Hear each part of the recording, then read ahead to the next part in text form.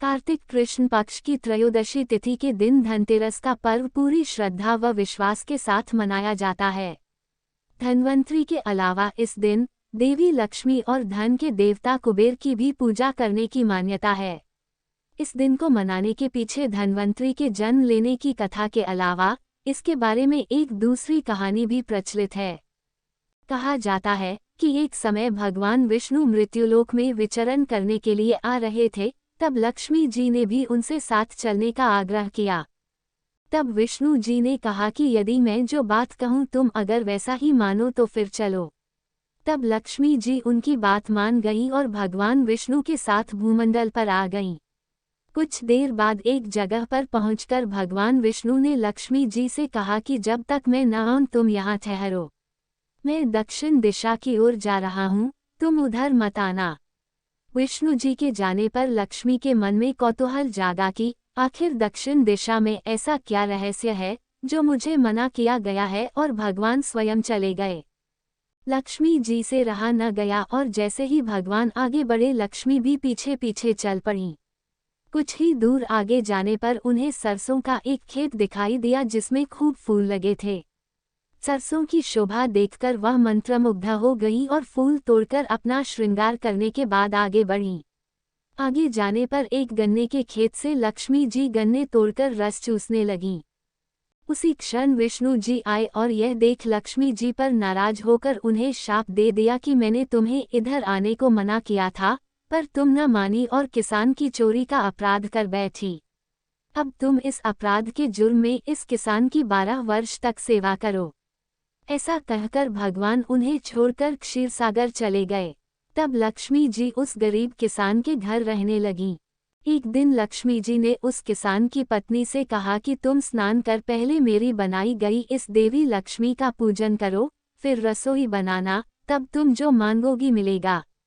किसान की पत्नी ने ऐसा ही किया। पूजा के प्रभाव और लक्ष्मी की कृपा से किसान का घर दूसरे ही दिन से अन्न, धन, रत्न, स्वर्ण आदि से भर गया। लक्ष्मी ने किसान को धन धान्य से पूर्ण कर दिया। किसान के 12 वर्ष बड़े आनंद से कट गए। फिर 12 वर्ष के बाद लक्ष्मी जी जाने के लिए तैयार हुईं। विष्णु जी लक्ष्मी जी को लेने आए तो किसान ने उन्हें भेजने से इनकार कर दिया। तब भगवान ने किसान से कहा कि इन्हें कौन जाने देता है, ये तो चंचला हैं, कहीं नहीं ठहरती। इनको बड़े बड़े नहीं रोक सके। इनको मेरा शाप था, इसलिए 12 वर्ष से तुम्हारी सेवा कर रही थीं। तुम्हारी 12 वर्ष सेवा का समय पूरा हो चुका है। किसान हठपूर्वक बोला कि नहीं, अब मैं लक्ष्मी जी को नहीं जाने दूंगा। तब लक्ष्मी जी ने कहा कि हे किसान, तुम मुझे रोकना चाहते हो तो जो मैं कहूँ वैसा करो। कल धनतेरस है, तुम कल घर को लीप पोतकर स्वच्छ करना। रात्रि में घी का दीपक जलाकर रखना और सायंकाल मेरा पूजन करना और एक तांबे के कलश में रुपए भरकर मेरे लिए रखना। मैं उस कलश में निवास करूंगी, किंतु पूजा के समय मैं तुम्हें दिखाई नहीं दूंगी। इस एक दिन की पूजा से वर्ष भर मैं तुम्हारे घर से नहीं जाऊंगी। ये कहकर वह दीपकों के प्रकाश के साथ 10 दिशाओं में फैल गईं। अगले दिन किसान ने लक्ष्मी जी के कथानुसार पूजन किया। उसका घर धन धान्य से पूर्ण हो गया। इसी वजह से हर वर्ष तेरस के दिन लक्ष्मी जी की पूजा होने लगी। एक बार यमराज ने अपने यमदूतों से प्रश्न किया, क्या कभी प्राणियों के प्राण लेते समय तुम्हें किसी पर दया आती है? यमदूतों ने सोचकर कहा, नहीं महाराज, उस वक्त तो हम आपकी आज्ञा का पालन कर रहे होते हैं, हमें किसी पर दया कैसे आ सकती है? यमराज ने फिर पूछा, संकोच मत करो और यदि कभी तुम्हारा दिल पसीजा हो तो बेझिझक होकर कहो। तब यमदूतों ने कहा, सचमुच एक घटना आई है जिसे देखकर हमारा हृदय पसीज गया था। एक दिन हंस नाम का राजा शिकार पर गया। जंगल में वह अपने साथियों से बिछड़ गया और भटकते भटकते दूसरे राजा की सीमा में चला गया। वहाँ एक शासक हेमा था। उसने राजा हंस का बहुत आदर सत्कार किया।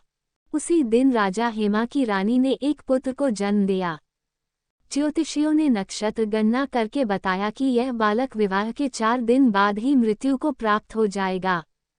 राजा हंस ने आज्ञा दी कि इस बालक को यमुना के तट पर एक गुहा में ब्रह्मचारी के रूप में रखा जाए। उस तक स्त्रियों की परछाई भी नहीं पहुंचनी चाहिए, किंतु विधि का विधान कुछ और ही था। संयोग से राजा हंस की पुत्री यमुना के तट पर चली गई और वहां जाकर उसने उस ब्रह्मचारी के साथ गंधर्व विवाह कर लिया। विवाह के चौथे दिन उस राजकुमार की मृत्यु हो गई। उस नवविवाहिता का करुण विलाप सुनकर हमारा हृदय कांप गया कि ऐसी सुंदर जोड़ी हमने कभी नहीं देखी थी। वे कामदेव तथा रति से कम नहीं थे। इस युवक के प्राण लेते समय हमारे आंसू भी नहीं रुक पाए थे। सारी बातें सुनकर यमराज ने द्रवित होकर कहा, क्या करें?